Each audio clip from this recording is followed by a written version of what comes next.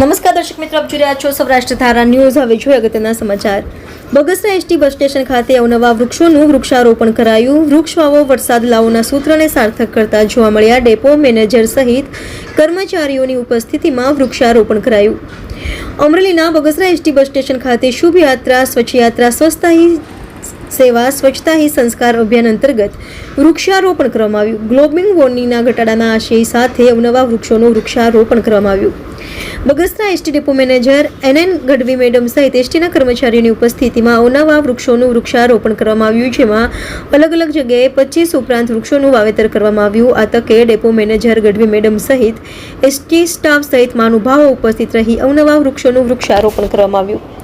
Reporter Ashok Manvar, Saurashtra ધારા news, Amreli.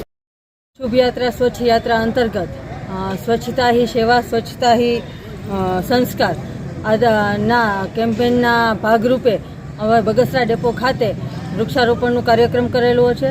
દરેક કર્મચારી અમારા તેમાં ઇન્વોલ્વ થયેલા છે અને અત્યારે જે ઓઝોનનું સ્તર ઘટી રહ્યું છે એના આધાર ઉપર વધારેમાં વધારે વૃક્ષો વાવી અને પર્યાવરણને બચાવવાનો એક નાનો એવો પ્રયત્ન કરી અને લોકોનામાં જાગૃતિ લાવવાનો એક પ્રયાસ અમારા દ્વારા કરવામાં આવેલો છે।